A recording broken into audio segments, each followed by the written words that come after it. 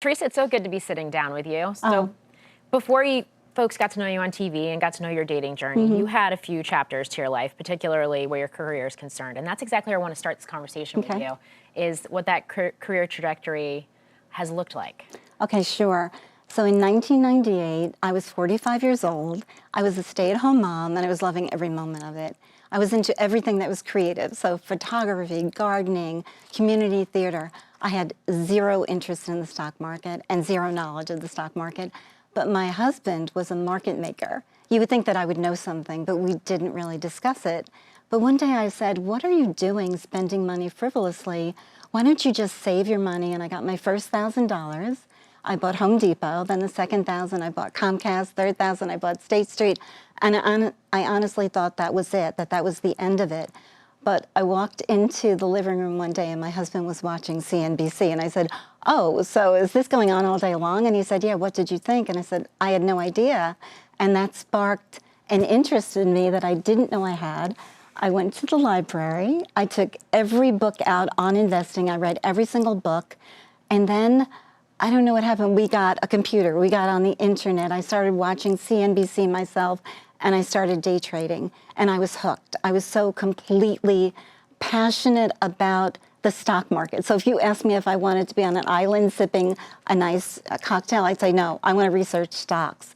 So I did that, and I was successful at day trading, but I wanted more. I wanted to be in the industry. So the company that I was trading through was Daytech Online, and they were hiring. And I think at the time, then maybe I was 46 years old. And I went in for an interview. I had to go through 3 interviews, and I was up against these 23-year-olds, 21-year-olds. And I got the job, I think, based on my enthusiasm, my knowledge. And within 3 weeks of being on the job, they had created an entirely new department for me, the quality assurance department, And I was able to promote other people into the group. That is so fascinating. Now, along the way, and I love the fact that you started watching CNBC as you were day trading at home. Yes. Because you also interned at CNBC, and you did intern at CNBC at a time, not so differently than going up against people in interviews who maybe were a few decades younger than you. I'd imagine the intern pool was looking similarly diverse when you were at CNBC as well. As somebody who joined the career trajectory later in life myself, but in my later 20s, I know sometimes I felt a little different than others. And I just wonder how you navigated that and what your mindset was in terms of learning and starting to build this career for yourself. Yes, that's a really good question. So when I started at Daytech, I had not even finished college because I got married at 18 and I interrupted my schooling. And so before going to Daytech, I went back to school, and I was dying to have an internship at CNBC. That was like the culmination for me, and I was so happy when I got it. And so I do have a cute story. The first day on the job, I was in the production room, and there was this other intern there, and so Joe Kernan calls out for a quote on Intel. So you would think naturally, oh, Intel must be INTL. So she goes and gets a quote on INTL, and I knew every stock symbol on the NASDAQ. And I said, that's not Intel. Intel's INTC. And she goes, oh, Joe, I'm so sorry. That's not the right quote. And he said, that's it. I've had it. From now on, I want the quotes streaming across my desk. And I feel like I was part of history because from that moment on, he did. So, and then I was part of the graphics department, and it was so cool because it was before we had all of these things virtually, or you were able to do it. They were actually drawing all of the scenery behind the main hosts on the show, so it was really cool. That is a good story. INTC, which is still the ticker for Intel still as well. Not INTL. Exactly. Okay, so you get this job. 3 weeks later, they're standing up a department around you. How does that happen? And then once that does happen, how do you then continue to manage and build out this career from there? I mean, you just talked about it. You didn't finish college. So I was so determined that when I got on the job that I would do an outstanding job and that I would make sure that other people knew what an outstanding job I was. I was hired into a customer service department.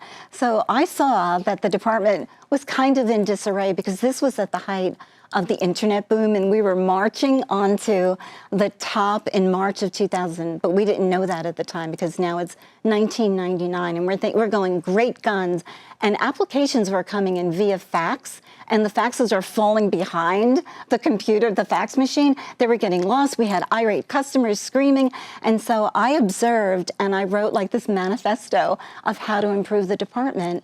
And they could also hear me on the phone, and they said, "You're doing an outstanding job, so we're going to create this department for you, and we're going to have you teach other customer service reps how to do that."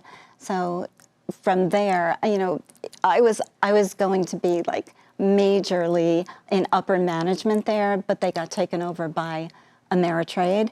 They moved their offices to Nebraska. I was offered a job, but I had a setback. I didn't take that job. I stayed in New Jersey, and I went back to day trading. So you went back to day trading, then you went on to work at several other firms Yes, as well, I including did. the one Yeah. I believe you still work at today. Yes. Have there been other challenges or other obstacles you've had to overcome through that process? Yes, I mean, definitely. I took a major step back when I took my next position. So here I am on a trajectory to go into upper management. And so I had to reassess what was available in the marketplace, and I became the assistant to advisors. So that was a major step down, but then really a wonderful experience because I met people that I've known for the rest, for my entire life. And it gave me another perspective. I have the licenses to be an advisor, but that's nothing I've ever wanted to be because I don't want to be responsible for other people's money. But I did take this major step back, but from there, I went on to a firm that put me back into management. And again, I was on the path to go into upper management, and they moved their offices to North Carolina. So in both instances, I was offered positions, but I stayed here and went back. And so this current position that I'm in, I absolutely love. I love the people. I'm in compliance. I'm in the part of the markets where they make the rules and you have to enforce the rules. Okay. So we do have some questions from our audience. Sabrina asks, for women over 60 years old who have devoted the majority of their years to managing a home and 3 children, it's challenging returning to the workforce. What do women have to do to become a relevant hire?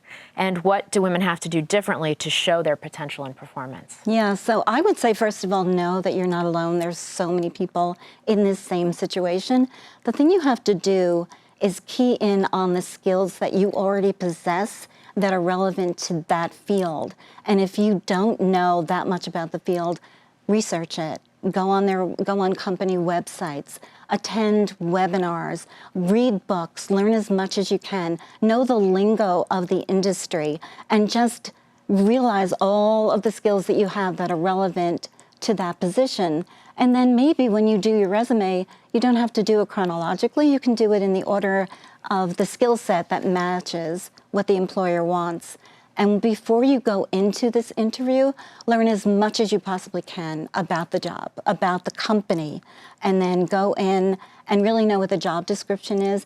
And I think that what you have to do is just show who you are and how confident you are, and go in confident but poised, and to show them that you have the skills that they need and that you really want to do a great job. And I think passion makes up for a lot of it. You go in there passionately, knowledgeably, and I think they'll recognize that. They recognized it in me, so I think they would. All right, I have one final question for you. And we're not going to talk about the details, given the fact that they played out through another network, which is one of our competitors. Okay, sure. But you do seem to be forging another chapter now. So what are you working on these days? Oh, what am I working on? Oh, yeah. So some things that I haven't announced yet, but with other people on the show. I continue to work full time, but who knows, how much longer that will last. But I do, ever since the show made me so excited for more possibilities, more potential in my life to do other things. And I think that, I do like to communicate. And I think that, maybe people want to hear the opinions of a 71-year-old, maybe, because I think this show has hit a chord with so many people. And I get stopped all the time by very young people saying, "Oh, we watched the show. We loved the show. We loved it." So, Yeah, I just think I see so many possibilities with what I can do with this. So not anything I want to announce yet, but yes, I'm thinking